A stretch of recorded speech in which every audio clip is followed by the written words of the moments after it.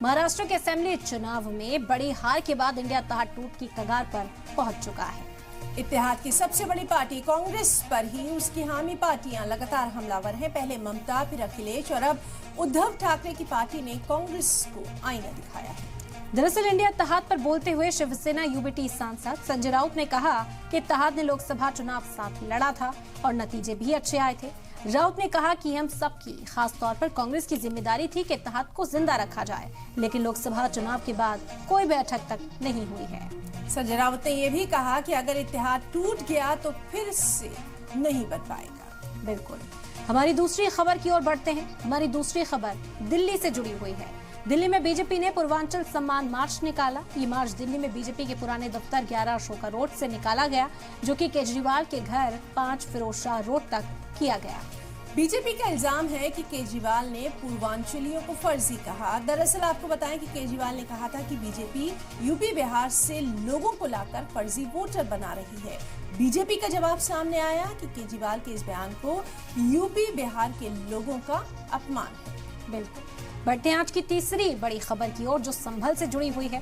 Supreme court ने संभल में जामा मस्जिद के पास कुएं को हरि मंदिर का कुआं कहने और पूजा की इजाजत देने के नगरपालिका के नोटिफिकेशन पर रोक लगा दी है।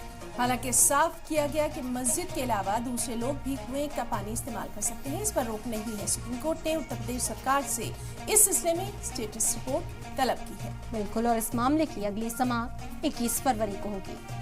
और हमारी चौथी खबर पीएम नरेंद्र मोदी से जुड़ी हुई है। 2025 में पीएम मोदी का पहला इंटरव्यू सामने आया है। उन्होंने इंटरव्यू में कहा कि मैं भी एक इंसान हूं, कोई भगवान नहीं। पीएम मोदी ने कहा कि राजनेता बनना और कामयाब होना अलग अलग चीजें हैं। मुझसे भी गलतियां होती हैं। मैंने दोस्तों और गुरुओं की इज्जत की है। मैंने हमेशा कहा भारत न्यूट्रल नहीं है। इसके अलावा भी भारत, यहाँ पर पीएम ने अपने तजुर्बात भी शेयर किए। बिल्कुल। तो अहम इंटरव्यू रहा पीएम मोदी का। कहा जा रहा है कि पहला पॉडकास्ट और 2025 में पहला इंटरव्यू पीएम मोदी ने दिया।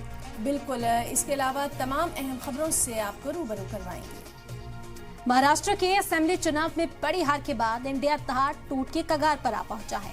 इत्तेहाद की सबसे बड़ी पार्टी कांग्रेस पर ही उनके हामी पार्टियां इस वक्त हमलावर हो रही हैं।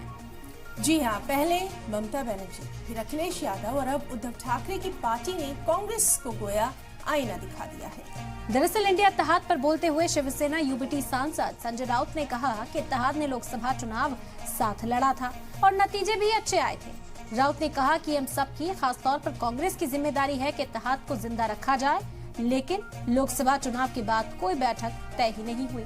संजय राउत ने यह भी कहा कि अगर इत्तेहाद टूट गया तो फिर से नहीं बन पाएगा।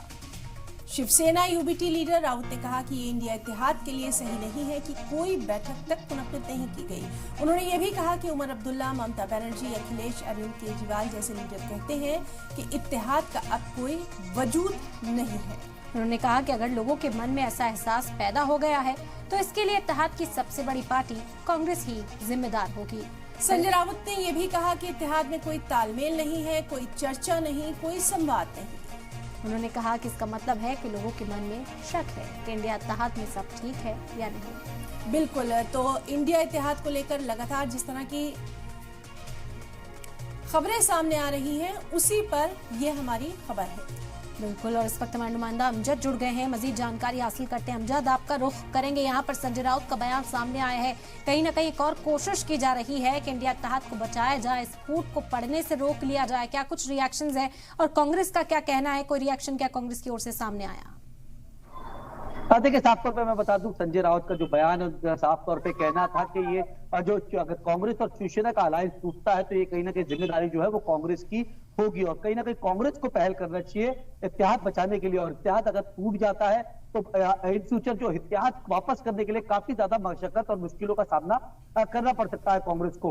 हालांकि पार्लियामेंट का चुनाव जो है शिवसेना जो एनसीपी जो है साथ में मिलकर लड़ी थी और कहीं ना कहीं जीत भी हासिल हुई थी। उसके बाद विधानसभा के चुनाव में हार नसीब हुई। और बात कर ले तो लोग बीएमसी का जो चुनाव है अनकरीब जो है 2-4 महीने के अंदर बीएमसी का चुनाव होना है, जिसको लेके ये कयास लगाया जा रहा था कि शिवसेना, कांग्रेस और एनसीपी तीनों ही पार्टियां जो है अलग अलग चुनाव जो है वो लड़ सकती है। अब देखना ये होगा कि इत्तेहाद जो है बीएमसी चुनाव तक का बना रहता है कि नहीं महाराष्ट्र के अंदर। जी, और जी। लगातार ये, क्योंकि इसके पहले हमने देखा कि कांग्रेस के जिस तरीके से दिल्ली के चुनाव को लेके आम आदमी पार्टी की तरफ जो है बयान निकल के सामने आ रहे थे, जिसकी वजह से संजय रावत जो थे जी। वो लगातार नाराज नजर आ रहे थे, क्योंकि उनका साफ तौर पर यह कहना था कि अपने ही घटक दल के ऊपर अगर ऐसा आरोप लगाना, अगर देशद्रोही का आरोप लगाना, ये कहीं ना कहीं कांग्रेस की परंपरा के अंदर शोभा नहीं देता, क्योंकि इन फ्यूचर जो है इंडिया इत्तेहाद के अंदर आम आदमी पार्टी भी है। तो कहीं ना कहीं तमाम जो पार्टियां हैं वो कहीं ना जी, कहीं जी। कांग्रेस से जो है वो नाराज होती भी नजर आ रही है। और अगर कांग्रेस की बात करें तो कांग्रेस ने भी आने वाले बीएमसी चुनाव का ये मन बना के रखा है कि 227 सीटों पे जो है बीएमसी का चुनाव जो है वो अकेले दम पे लड़ने की कोशिश कर रही है, जिसकी तैयारी जो है शिवसेना ने भी शुरू कर दी और कांग्रेस ने भी शुरू कर दी है। अब देखना ये होगा कि इत्तेहाद जो है दोनों के जी। बीच में बना रहता है कि आने वाले वक्त में टूट जाता है। बिल्कुल अमजद, ये तो रही तमाम तर तफसील इंडिया इत्तेहाद के बारे में। आपसे हम ये भी समझने की कोशिश करेंगे, क्योंकि महाराष्ट्र की सियासत जो है लगातार गरमाई हुई है, खुद कहीं ना कहीं कांग्रेस के अंदर भी टूट फूट नजर आ रही है, खलबचार नजर आ रहा है। ऐसे बयानात लगातार कांग्रेस के अंदर से सामने आ रहे हैं जो कि बता रहे हैं कि कांग्रेस में सब कुछ ठीक नहीं है। हाँ जी बिल्कुल, अगर राज्यसभा एमपी हुसैन दलवाई की बात करें तो हुसैन दलवाई ने कुछ दिन पहले एक बयान दिया था नाना पटोले को लेके। नाना पटोले ने जब महाराष्ट्र के सदर से जब इस्तीफा दिया था उसको लेके जो बयान दिए थे, उन्होंने फिर पृथ्वीराज चौहान की बात करें तो उनका बयान आया आम आदमी पार्टी को लेके। और कहीं ना कहीं कांग्रेस में जो वरिष्ठ नेता है वो एक दूसरे के ऊपर बयानबाजी करते हुए थकते भी नहीं है। अगर कल बात करें तो कल सचिन पायलट की महाराष्ट्र के अंदर जो है मुंबई के अंदर जो है एक प्रेस कॉन्फ्रेंस रखी गई थी, जिसके अंदर आरिफ नसीम खान और सचिन पायलट दोनों ही थे। सचिन पायलट को इसी के लिए भेजा गया था कि यहाँ पर जो तमाम चीजें जो कांग्रेस के बीच पे जो हलचल है वो कहीं ना कहीं जो है वो ठीक ठाक हो, क्योंकि सूत्र ये बता रहे हैं कि सचिन पायलट ने तमाम जो बड़े नेता है उनसे अलग तरीके से बैठ के जो है वो मीटिंगें की थी। और खास तौर पे कांग्रेस के अंदर जो महाराष्ट्र के चुनाव के बाद जो जिस तरह के हालात हुए है उसको लेके कहीं ना कहीं चर्चा हुई है। और जो बड़े नेता है जो आपस में जो लड़ाई हो रही है उसको किस तरीके से रोका जाए उसको लेके कहीं ना कहीं सचिन पायलट ने जो है वो चर्चा की थी। बिल्कुल, तो आपसी तनाज़ा भी हल करने की कोशिश है और जो इत्तेहाद जिसकी क़यादत कांग्रेस कर रही थी उसे भी चलाने की आगे कोशिश इस वक्त करती हुई तमाम सियासी पार्टियां नजर आ रही हैं। अब देखना होगा कि मुस्तकबिल क्या रहता है इस इत्तेहाद का। बहुत शुक्रिया अमजद आपका तमाम जानकारी हम तक पहुंचाने के लिए।